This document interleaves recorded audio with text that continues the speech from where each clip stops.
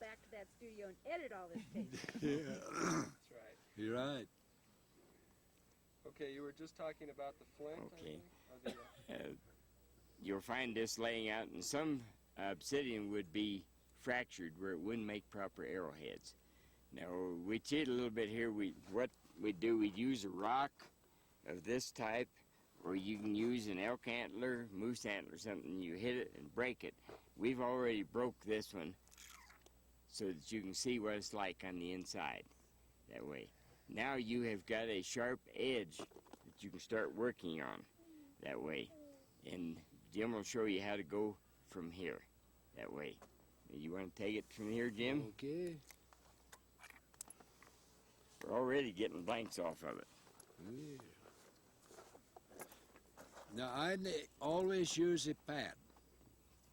Very important. Now, when I'm really working, when I used to do it, I'll make bunches of them. I use about 3 times this. And when I go up here where there's a lot of material, I set up there and break my big, long points off from it. I use very much pad because one time I broke off a piece about like that.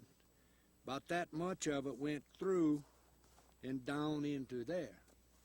And I was where I couldn't run the doctor, so I just take and pin it together, lay down, hold it together, then I bound and come on out. But it's, you always carry stuff in your medicine bag for these reasons, you know. So you always want to be real cautious with this stuff. Flint, chert, jaspers, petrified woods, all of these things is used. If you see, this is petrified wood. Here's some more. Oop, I lost it. And here's some of that kind of yellow like. And these are flints. These are also my tools right here. They're harder than the obsidian is. And agate, make them out from the agate. And quartzites. Every place I have been in the United States, I find arrowheads and tools, mostly tools, but a lot of arrowheads made out of this. This is quartzite. Now, they have other names for it. In back east there, you find big round stones out of this. And the old surveyors used to gather these up, and you can find the old surveying points because it's not that plentiful, but it's still there. They used it to mark the corners in their surveying areas. But it's a lot of that in every country. Now, jaspers. Here you have a lot of these. These are all jaspers. I don't have no reds or such as that. And here's another jasper, see. A lot of jaspers, very colorful.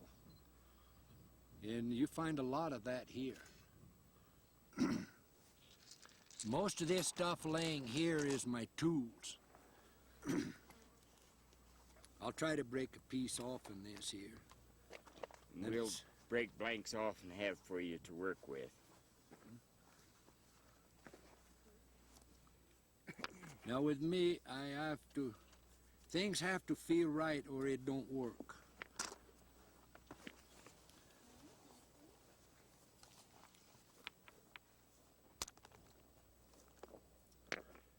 Now you can make from that one, but it would be more difficult. This would be better just to take it and make you a tool, so you didn't waste it if you didn't have.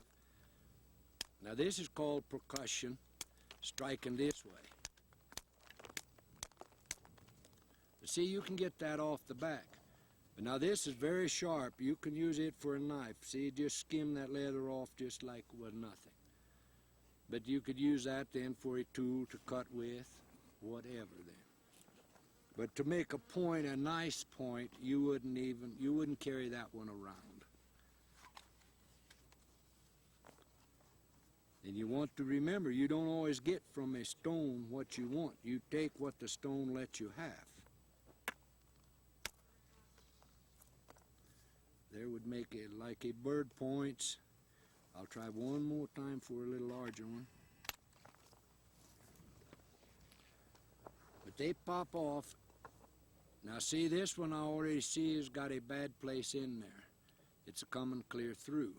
So I wouldn't even try to make a very good point out of that. Now if you go and buy from a rock shop this stone, see, Ernie, it wasn't popped open. Get one that's popped open. See this little shiny like stuff in there? More difficult to work. Then with me, I would lay it down, go hunt different pieces. But it will work to make one from. I'll try and get yeah, I'm getting behind some of that, so this one will make one. Now these would be made for bird, they call them bird point. I hunt with, I didn't bring my bow and that. I have one on one arrow. If I had, I saved 2 or 3 arrows that I have got animal with. I only hunt for the one in September for ceremony. But it's about this size. All you need is the very point of that wants to be the sharpest it can be. And once it goes through the hide, the stick will take care of the rest. And you don't need big ones. I'll find my glasses so I can see what I didn't do. We'll show you a different method too for beginners, but he's going to show you a method that I haven't got it licked, but he really gets a hit out of it. I'm going to show you on this because I want to knock off something, and it is a good idea to wear a glove or wrap your hands. I wear a glove that way you can see better than where I wrap. And see, I want to take some of that out of there. You learn to kind of dress it. Then you strike hard.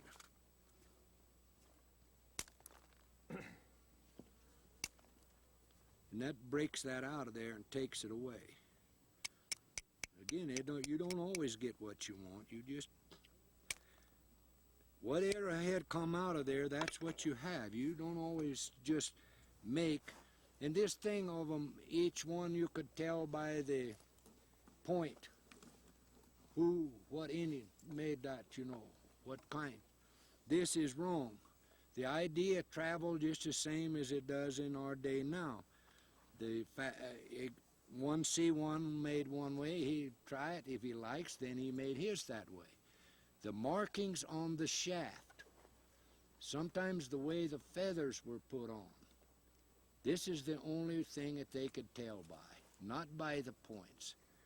The archaeologist that tells you, well, this is certain one, this is certain one. Well, where one was found one time, they give it a name, and anyone that looks like that, well, that's what it was, see. They read too many books. Mm-hmm. Now, I'm pressing down, get it so it don't slip, and I put a lot of pressure down and then pull off. See, I pulled one from this end to there, off in there. And it's a good idea to keep those off your block, because they have a habit of jumping up and biting at you.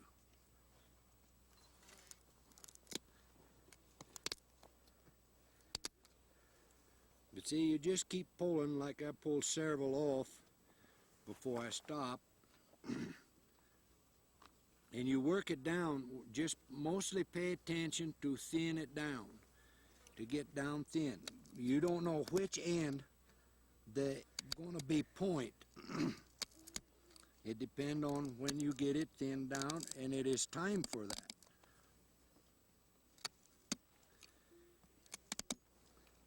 And as you break them, don't think nothing of it. I got piles of them. Everybody that comes there always going out where I sit out under my tree and work and digging through the pile, because they find them with the corner broke off, the point broke off. And I guess they like them too.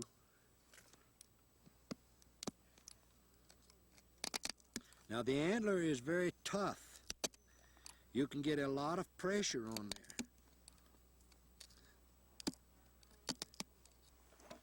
there. And when you do this, you just well expect to bleed, because you're going to get cut.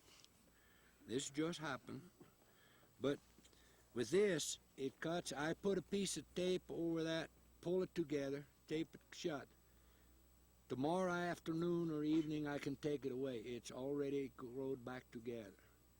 So it cuts it ain't like a knife where the knife tears more than cuts. Jim, have you ever did this in a contest for time? No, there's not that many that do it. Not that many that do it. The white man's the only one crazy enough to make a contest out of that type of stuff.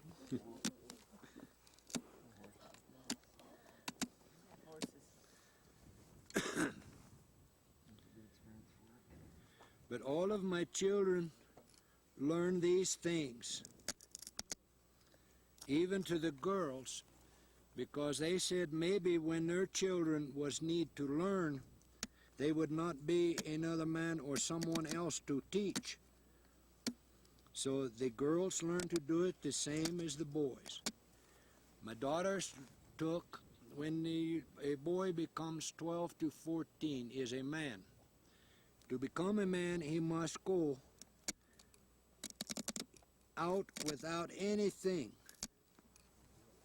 They breechcloth, but now they wear a pair of shorts. In the wintertime, they have to go like 2 weeks. They are not allowed to take anything but their pair of shorts. No knife, no nothing. And when they leave, they have to stay out and survive that 2 weeks.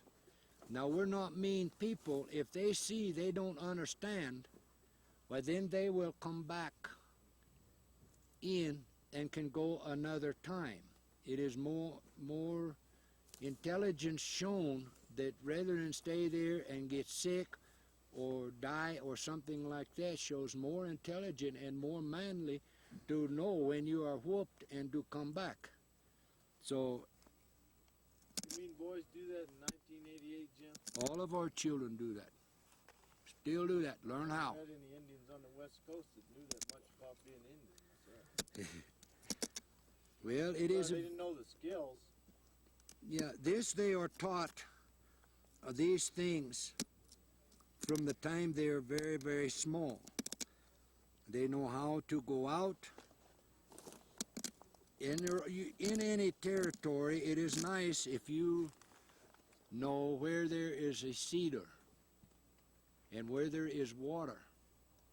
Say it's down about to above zero. You can go a long ways traveling if you know how to control inside you.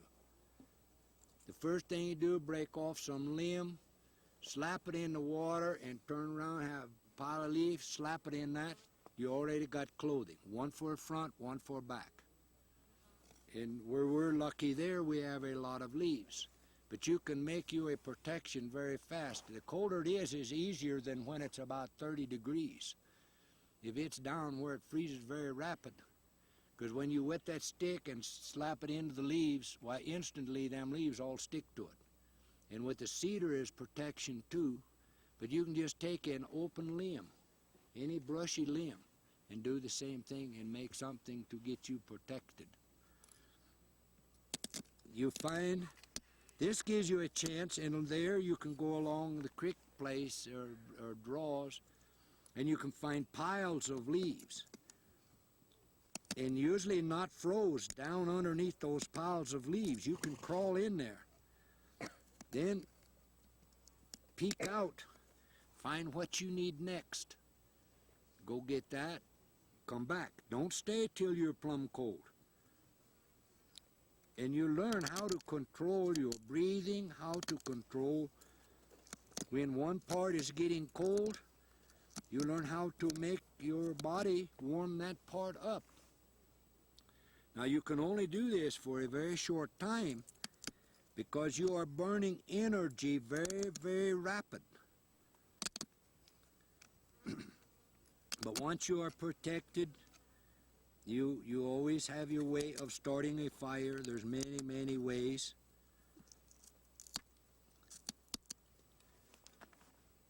they warm up and do just out from the warmth just a little bit. Now you don't want to get big fire, big heat. Then you get too warm, then you are in trouble. You just want to know you're not freezing and know what to do if you have a part that is getting too cold, how to warm it up. Under the leaves you can dig any dirt, like your fingers or your toes, and shove into that dirt. It will warm them up. It's not too warm to where it will give you problems. Now this won't be very good because I'm going to kind of hurry here, because you guys want to make one too in a few days. If your first one comes out like this, so you can feel very good.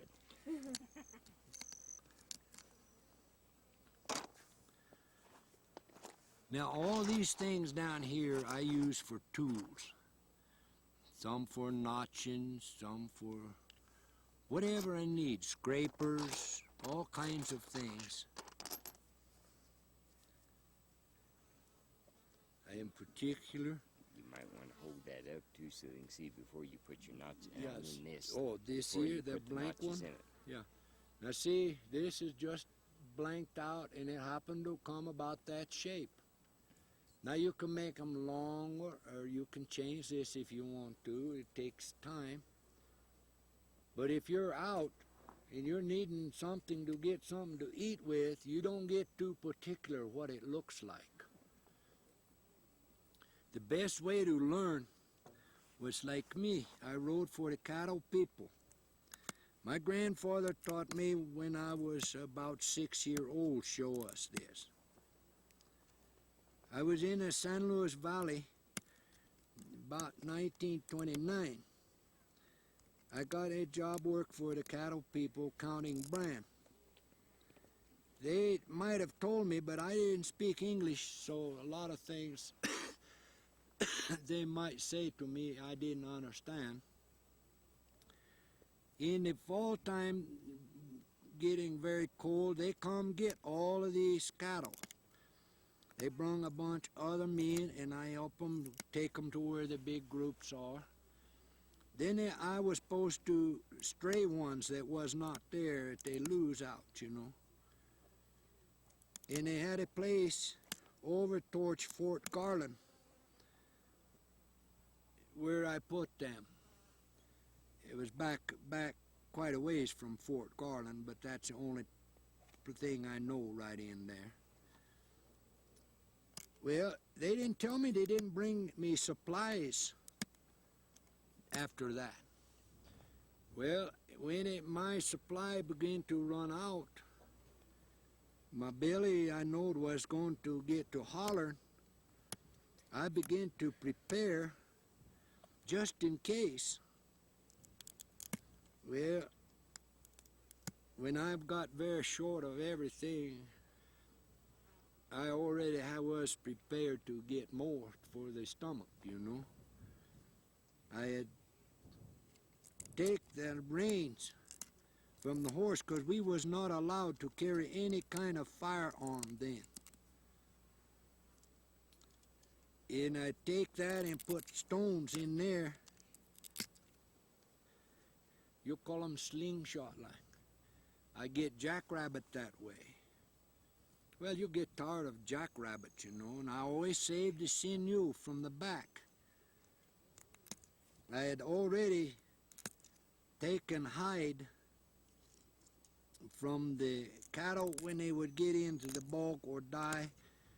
I would get permission, because for an Indian boy be skinning out a cow with a brand onto it, why, he might wind up elsewhere, you know. Room and board and all the food you can eat. If they took it that far. Yeah. In them Maybe days, rope, they long rope. didn't bother with a lot of things. And I had bopped open their heads and took the brains out, and had them in the tanning process, you know. That winter, I took Chico brush, the best parts I could find, put together, made a bow with the sinew and with the pieces of rawhide. Dug a hole in the bank. That was my house. Anyway, it took a little taking in that there, but I wound up. See, then in the spring they were supposed to pay me for these animals that I had brung into that pen. Well, I always had my idea.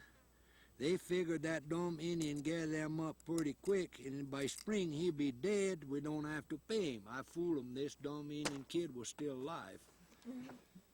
Now see, I made one here. The way it was common, I put an eagle head on the back of there. Now this to me is very, very crude. It's not real good workmanship. To do good workmanship, you must take time. If you don't take time with anything you do not do good work. You are not complimenting grandfather. Now, did you notice when he was doing that, he did not try and put that notch in all at once. A little bit on one side, turn it over a little bit. It has to be a little chip off each side at a time. Because that's Yeah. a good time to break it.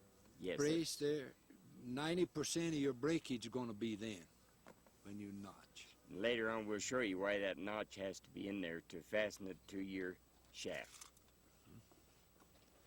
You guys can look at that if you want to. You know, after you get an arrowhead and you can make your bow and that, you got to have other things.